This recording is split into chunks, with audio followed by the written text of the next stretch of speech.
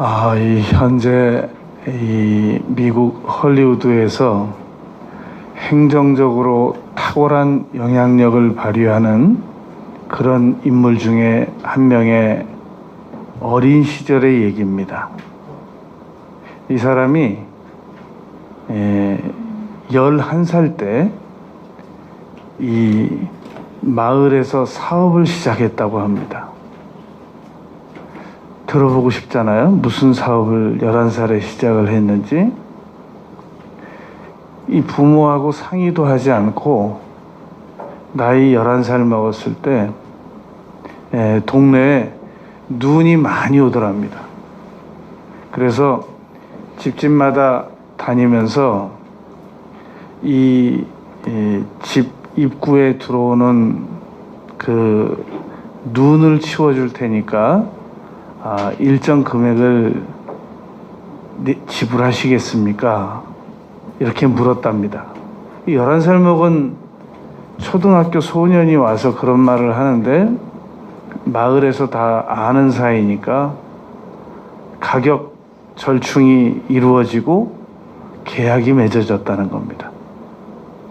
그래서 그 계약을 한 후에 이 11살 먹은 소년이 한 일은 자기 친구들을 불러 모아가지고 너희들이 이 구간에 눈을 치우면 얼마의 돈을 지불하겠다. 다시 재계약을 맺었습니다. 그리고 그 친구들에게는 자기가 가지고 있는 돈으로 일하는 즉시 지불을 한 겁니다. 그리고 이제 겨울이 지나가면 가을에는 낙엽 치워주는 또 계약을 맺어가지고 그 돈을 받고 집집마다, 그리고 친구들에게는 그거보다 덜한 금액을 지급한 겁니다. 그 소년이 지금은 이 헐리우드에서 행정 분야에서 아주 영향력을 미치는 그런 위치에 있다고 합니다. 어떻게 그런 생각을 11살 먹었을 때 했을까? 우리가 궁금할 수 있겠습니다. 오늘 본문 말씀에 보면 이 맹인은 어떻게 이런 생각을 할 수 있었을까? 라는 생각이 들 정도로 정말 놀라운 도전적 생각을 하였음을 알 수 있습니다. 오늘 35절 말씀에 보면 본문 말씀을 잘 따라오면서 봐주시면 감사하겠습니다. 35절에 보면 여리고에 가까이 가셨을 때, 제가 이스라엘에 가서 이 여리고 가봤거든요. 근데 굉장히 무덥습니다. 그리고 제가 다녀온 지가 10년이 안 됐는데 지금도 그렇게 특별한 건물이 없습니다. 거의 다 1층짜리 집들이고, 옛날 우리 6, 70년대 시골 길을 연상해 보면 알 수 있을 정도의 거리입니다. 그런데 그런 그 길에 한 맹인이 길가에 앉아서 구걸을 하고 있었습니다. 혹시 여러분, 우리 중에 누가 구걸하는 자리까지 내려가 본 적 있습니까? 너무 암담했을 겁니다. 이 구걸하는 위치라는 것은. 그런데 거기다 맹인이라는 겁니다. 얼마나 이 상황이 어렵냐는 겁니다. 36절에 보니까 근데 갑자기 무리가 지나가는 겁니다. 그래서 무슨 일이냐? 이렇게 물었단 말입니다. 제가 오늘 새벽에 이제 산으로 출발을 하려고 이렇게 목양실에서 나와 보니까 스타벅스에 이렇게 줄이 쭉 서 있는 거예요. 그 아침에. 그래서 제일 뒤에 사람한테 물어봤죠. 무슨 줄이냐고. 그랬더니 오늘 오늘 뭐 스타벅스에서 이 뭐 주기로 한 날이래요. 그래서 그냥 공짜로 주냐고 물어봤죠. 그랬더니 아이 저를 위아래로 쳐다보더니 아니 무슨 그 뭐 점수가 있어야죠. 그래서 그러냐고. 그러고 이제 제가 그냥 갈 길을 갔습니다. 우리가 쭉 줄 서 있다거나 누가 지나간다거나 그럴 때 물어보면은 잘 대답해 주는 사람도 있지만 그냥 불친절하게 대답해 주는 사람도 있거든요. 그런데 이 맹인이 자기 앞이 어수선하고 소란스럽고 무리가 지나가니까 무슨 일이냐? 라고 물었던 겁니다. 37절에 보니까 그들이 나사렛 출신 예수님께서 지나가고 계신다 라고 대답을 했단 말입니다. 여러분, 우리가 무엇인가를 질문하지 않습니까? 그럼 질문하려면 망설여지죠. 무식하다고 그러면 어떡하지? 불친절하면 어떡하지? 그래서 망설인단 말입니다. 그런데 일단 질문하면 무엇 하나라도 얻습니다. 천국은 침노하는 자의 것이라고 우리가 뭔가를 도전하면 실패를 해도 얻을 것이 있단 말입니다. 지금 그 미국에서 좋은 초등 사립학교는 1년에 등록금이 한 5,000불 된다고 합니다. 그런데 아이들의 그 초등학교 아이들에게 1년에 5,000불씩 받는 그 학급 인원이 12명을 넘기지 않는다는 겁니다. 그래서 아이들과 선생님이 질문을 많이 주고받을 수 있을 정도로 시스템을 갖추고 있다는 겁니다. 그런데 이 이스라엘의 유명한 교육학자 랍비가 그런 이론을 제시한 적이 있었습니다. 이 마이모니테스 규칙이라는 것인데요. 한 학급이 39명이 넘어가면 교육적 효과가 줄어들기 시작한다는 겁니다. 그래서 그 이스라엘에서는 학급이 40명이 되면 무조건 둘로 나눕니다. 그런데 이 39명을 넘기는 그런 상황이 가는 것은 그 학교의 재정적인 여건이 영향을 받을 수 있단 말입니다. 그래서 이제 우리가 그 허버트 마시라고 하는 심리학자가 이 연구 결과로 발견해낸 심리 법칙이 하나 있습니다. 그게 큰 물고기 작은 연못 법칙입니다. 그러니까 큰 물고기가 큰 연못에 가면 좋기는 할 것 같지만 대가를 많이 치러야 한다는 겁니다. 우선 전체 경비도 나눠내야 되죠. 전체 규율도 따라가야 되죠. 그래서 대가를 많이 치러야 되는데 우리는 별 준비도 없이 무조건 큰 이 상황만을 요구하는 경우가 많단 말입니다. 준비 없이. 왜 하나님 저를 지금 이 상황으로 두시는 겁니까? 저를 좀 넓은 광대한 곳에서 좀 사용하실 수 없으십니까? 이렇게 흔히 묻기도 하고 여쭙기도 하고 불만을 가질 수도 있습니다. 그러나 큰 물고기 작은 연못 법칙을 우리가 기억한다면 무조건 무작정 준비 없이 뛰어들어서 대가를 많이 치르고 그런 일에 어려움을 겪을 수도 있습니다. 지금 이 맹인은 무슨 대단한 골목에 가서 지금 기다리고 있었던 게 아닙니다. 지금 무슨 뉴욕 광장에 가서 기다린 거 아니고 워싱턴 앞에 가서 기다린 게 아니었단 말입니다. 그냥 자기가 구걸하고 있는 장소에서 그날도 구걸하다가 누가 지나가니까 누가 지나가느냐라고 물었단 말입니다. 그랬더니 어느 한 정치인도 아니고 우리가 잘못 알고 있는 어느 세계 4대 성인도 아니고 하나님께서 지나가고 계시는 겁니다. 사람의 모습으로. 놀라운 기회를 얻게 됐습니다. 여러분, 기회는 우리가 무슨 대단한 데 가서 준비하고 기다려야만 오는 게 아닙니다.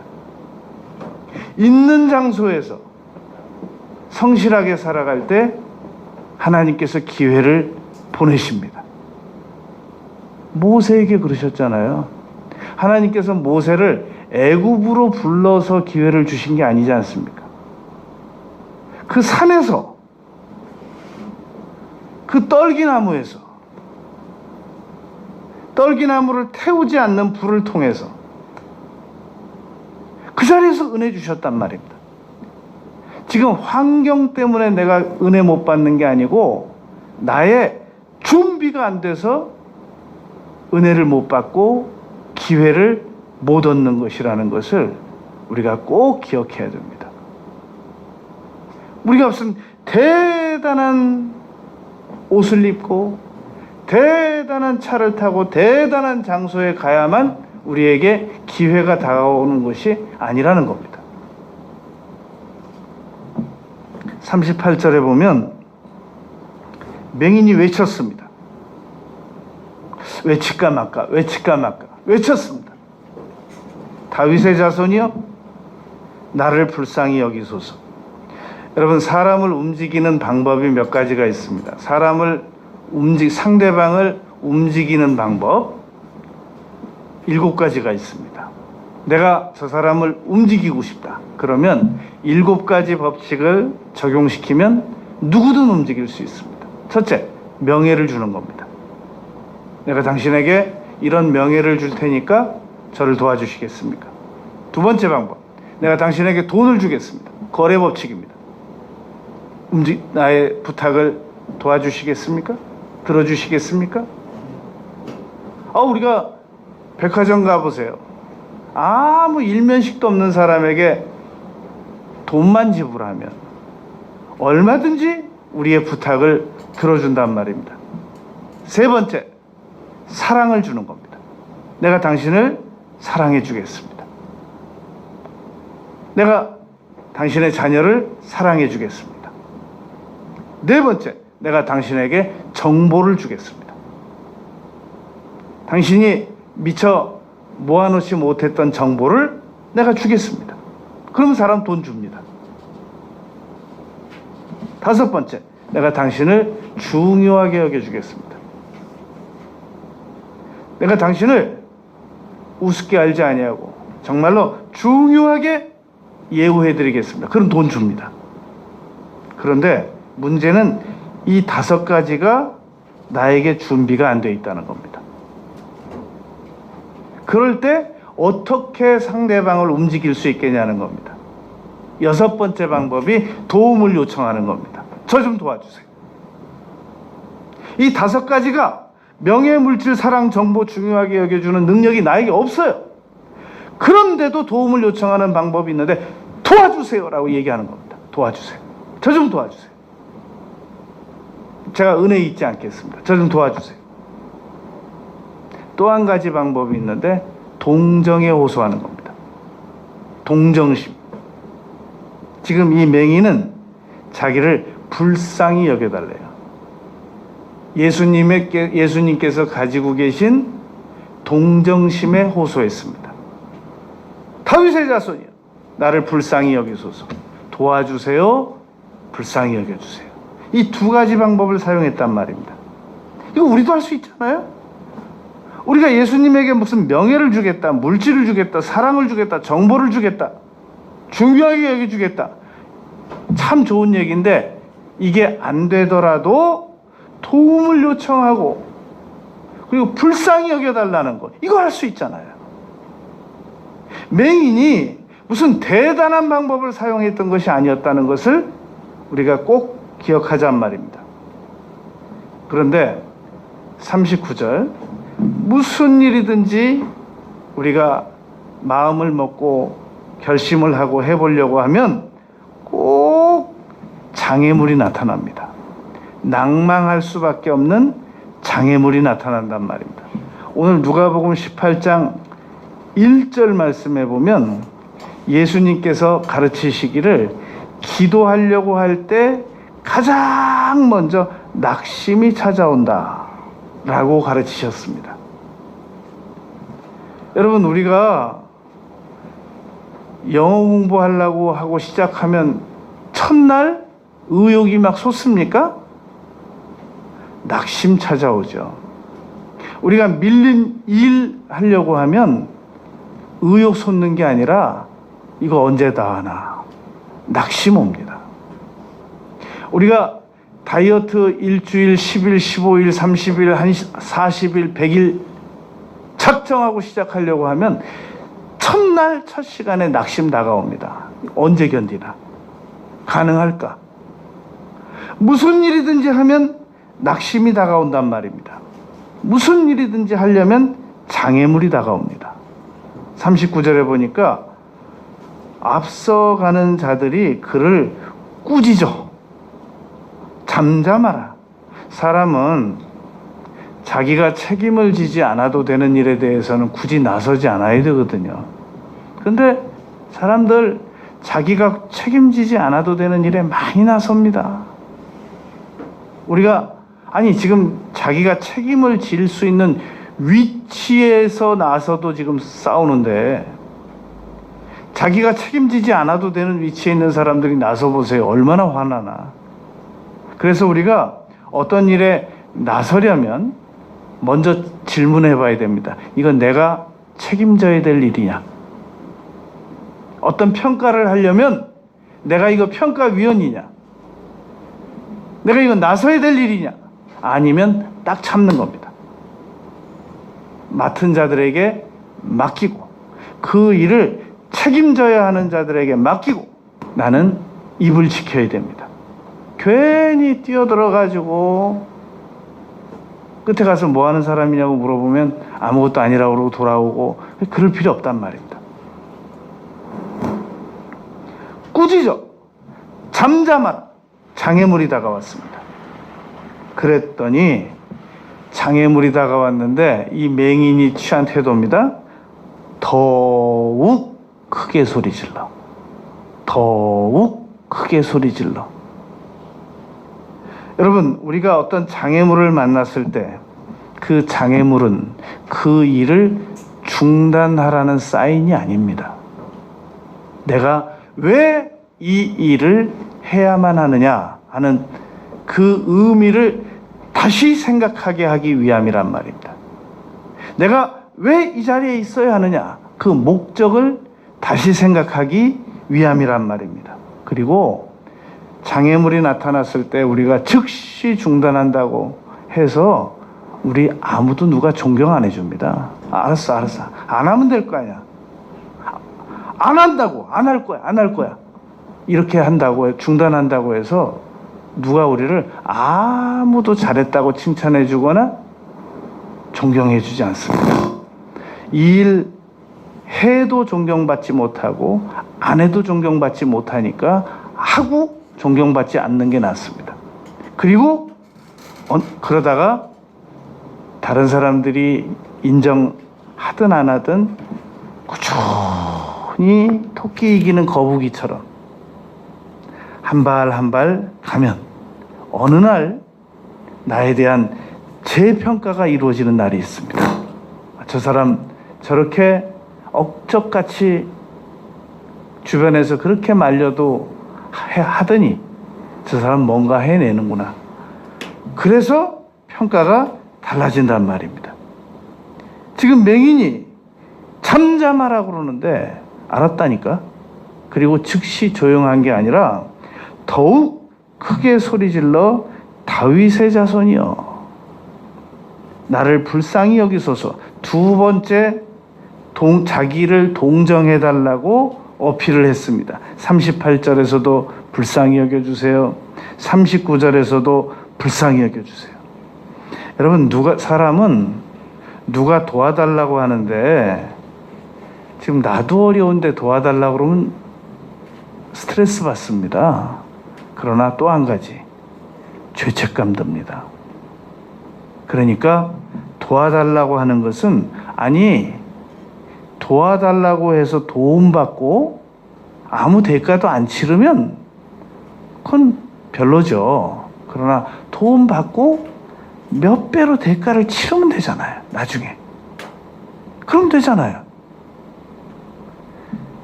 그러니까 40절에서 마침내 예수님께서 가던 길을 서셨습니다.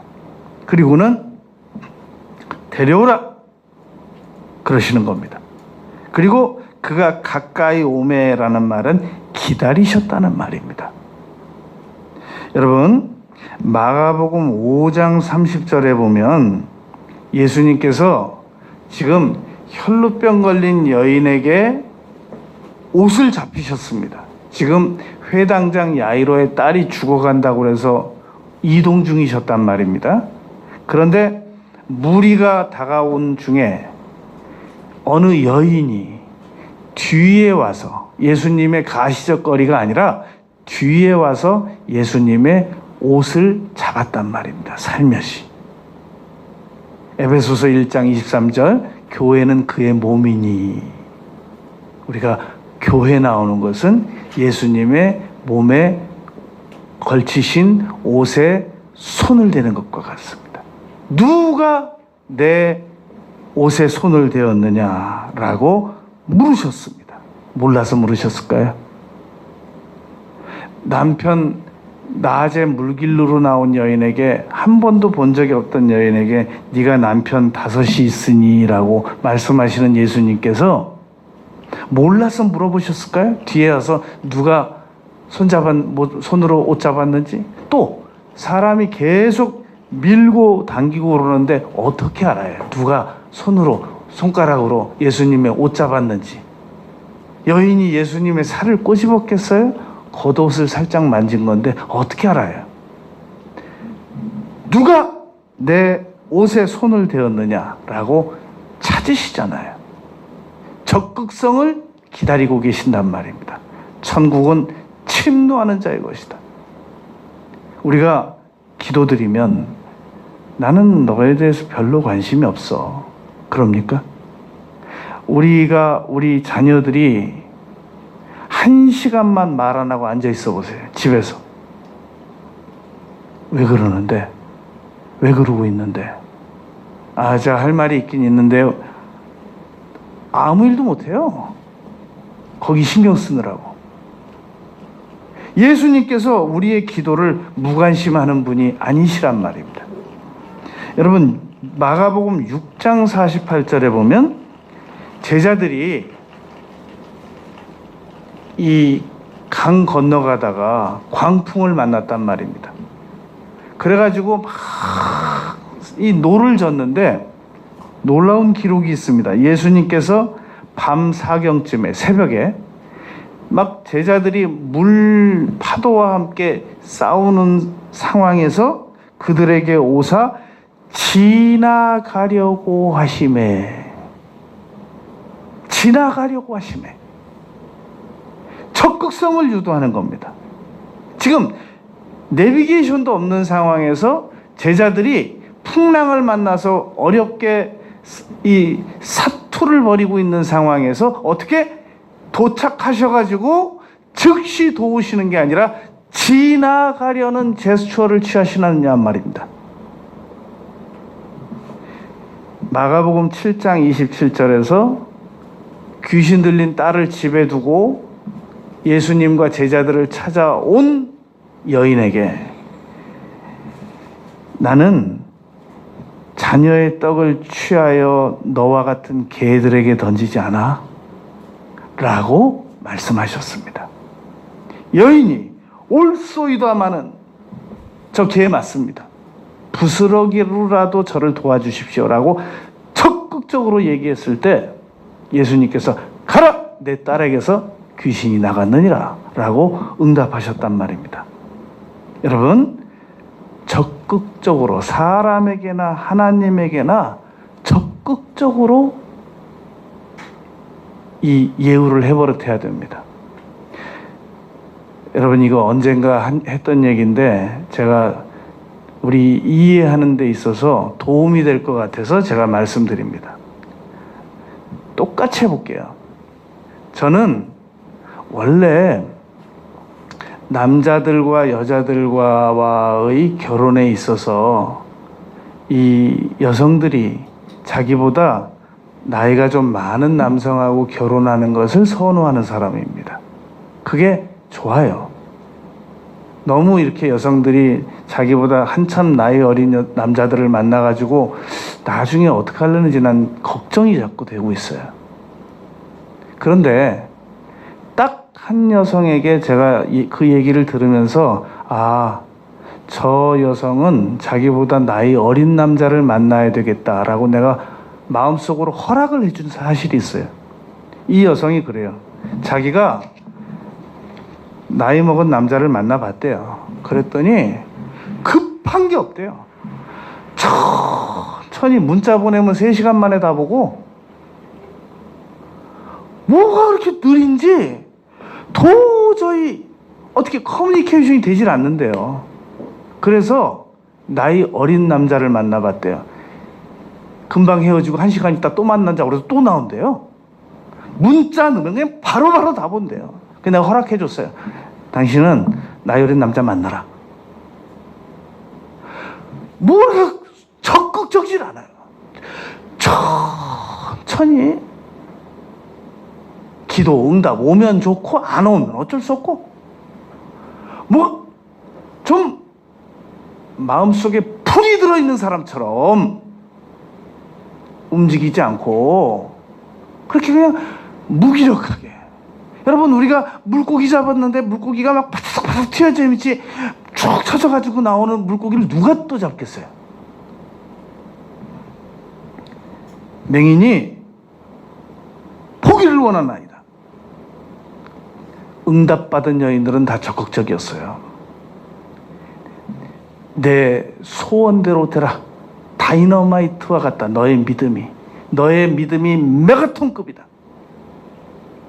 여러분, 사람 적극적인 건 나이와 상관없어요. 사람 소극적인 건 나이 어리면서도 얼마든지 소극적일 수 있습니다. 사람 적극적인 건 노벨상 받은 사람들이 다 75세 평균 연령이 넘는다고 그러잖아요. 사람이 열정이 있어야 되거든요. 천천히 그 천천히 생각하는 그 습관을 오늘 포기하고 버리시기 바랍니다.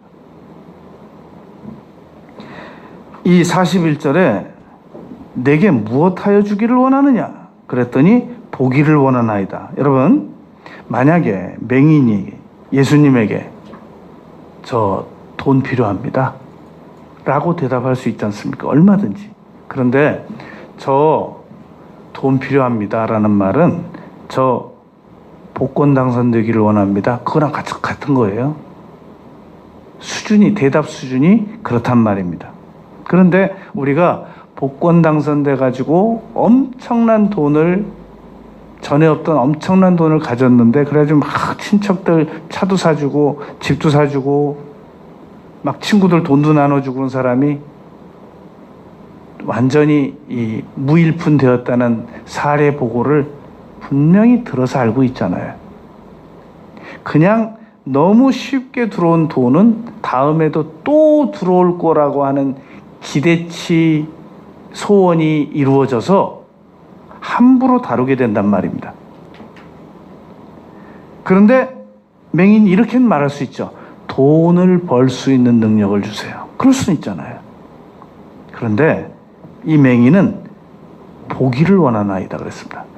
눈만 보게 해주시면 나머지는 제가 알아서 할 수 있습니다. 여러분, 저는 이 설교를 준비하면서 그런 생각을 해봤습니다. 만약에 예수님께서 저에게 내가 내게 무엇하여 주기를 원하느냐 라고 물으신다면 나는 뭐라고 대답을 할 것인가? 세상에 돈 안 필요한 사람 없잖아요. 그런데 돈 달라고 그럴 순 없잖아요. 뭐 얼마나 달라고 그래요? 평생 먹고 살 거 돈 달라고 그래요?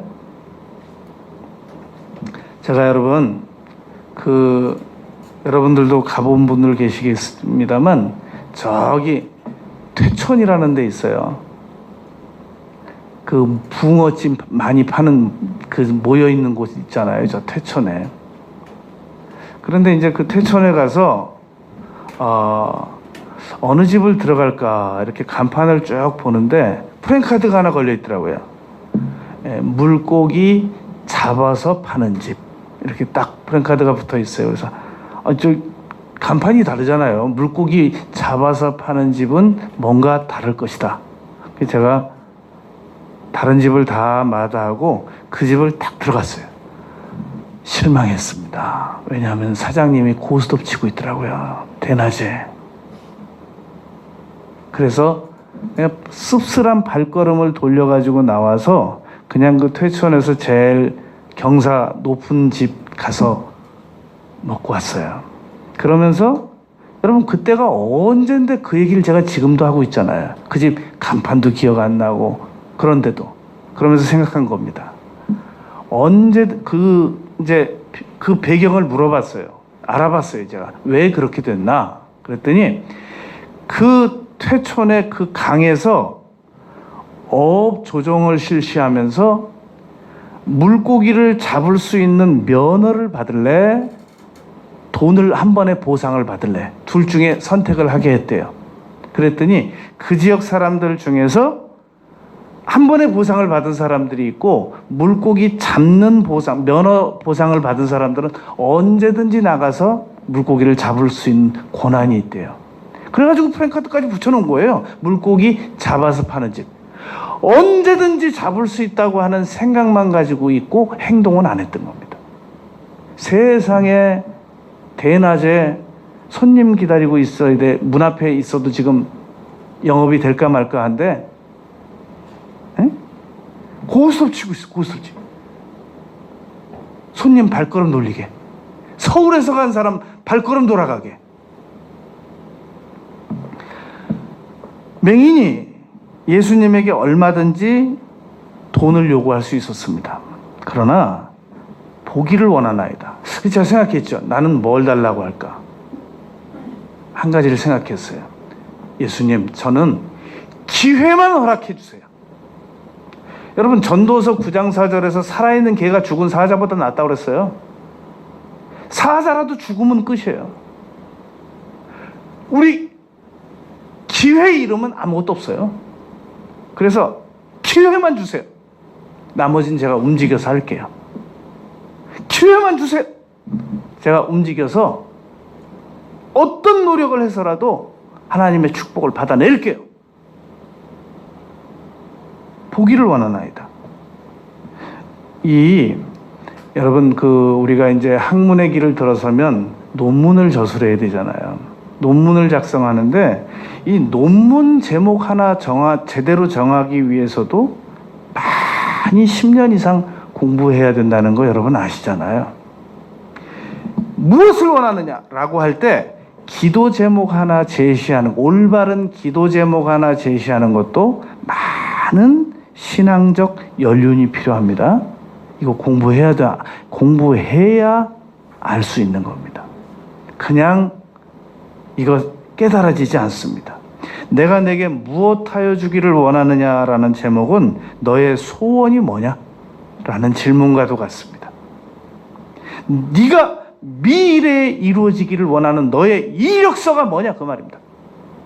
여러분 우리 엄마들은 우리 자녀들이 자신들이 쓰는 미래 이력서가 있습니다. 그러나 엄마들이 우리 자녀들의 미래 이력서를 기록해 나가 버릇해야 됩니다. 일치되면 좋고 일치 안 돼도 괜찮아요. 하나님은 우리가 무엇인가를 요구했을 때 그것이 하나님의 뜻과 안 맞을 경우 더 좋은 걸 주세요.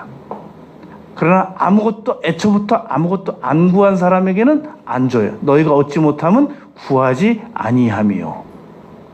방향이 잘못됐을지라도 여하튼 구한 사람에게는 뭐라도 줘요.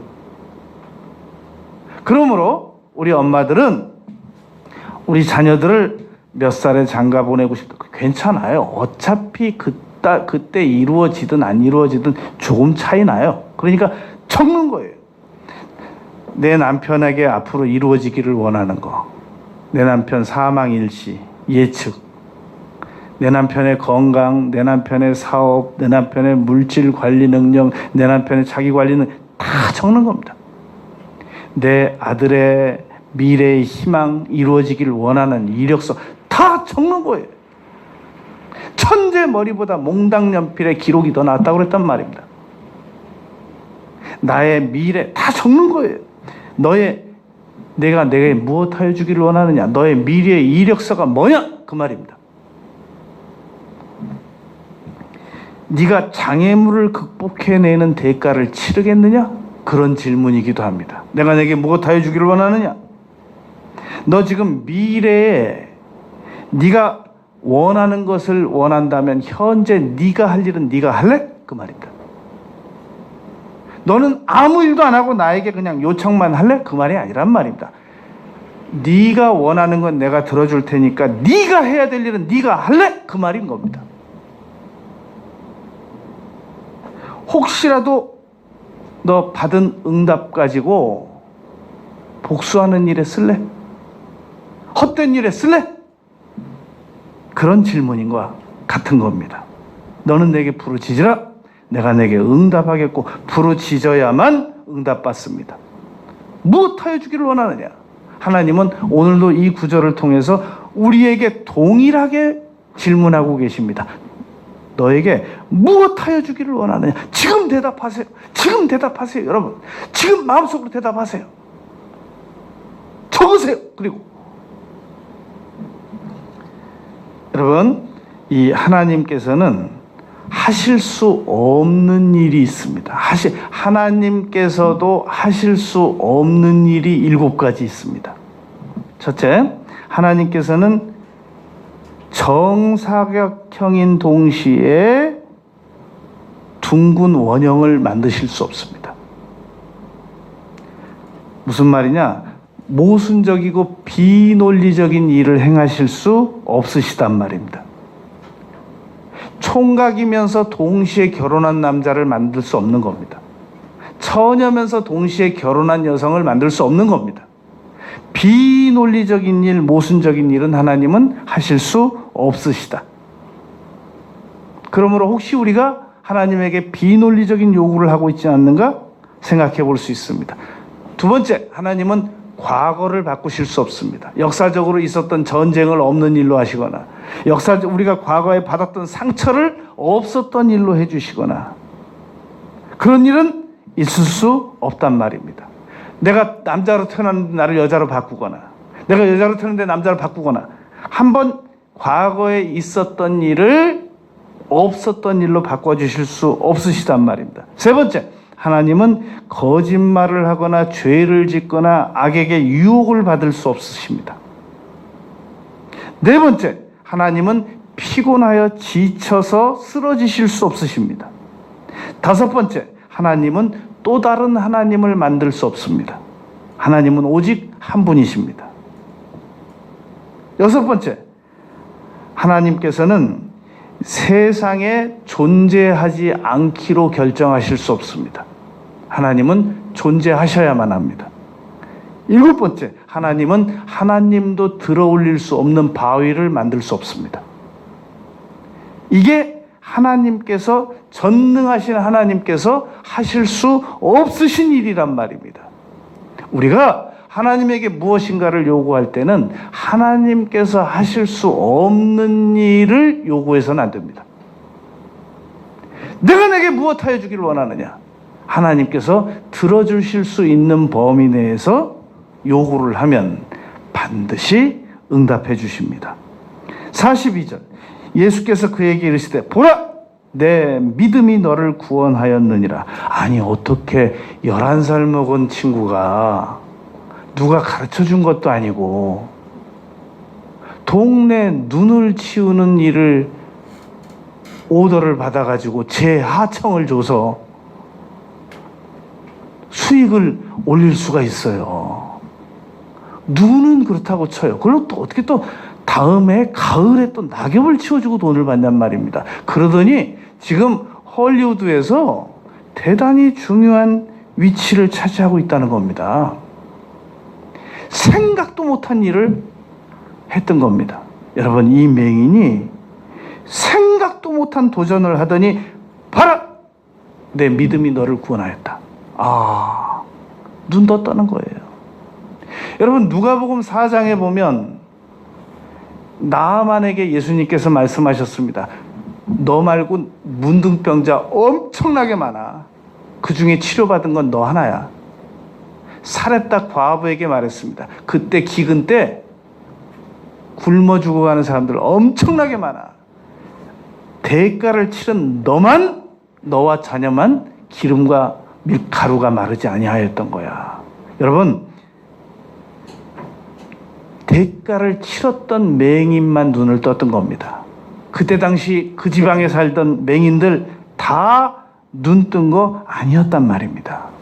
오늘도 우리가 남다른 대가를 치르면 남다른 응답을 받게 됩니다. 43절에서 곧 보게 돼요. 곧 한 달 있다, 1년 있다가 아니라 곧 그 자리에서 보게 돼요.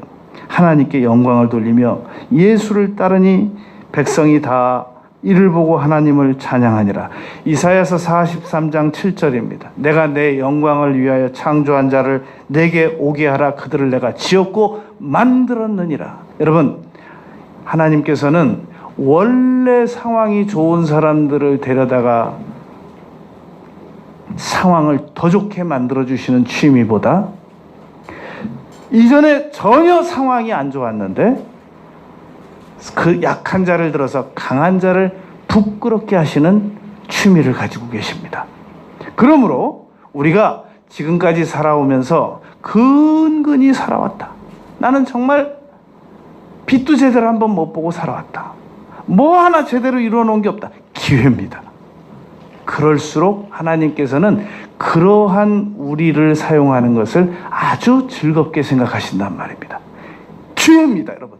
이 기회를 놓치지 말고 내 소원이 무엇이냐라고 물으실 수밖에 없도록 기도의 자리로 우리를 내어모는 우리 모두가 되시기를 바라겠습니다.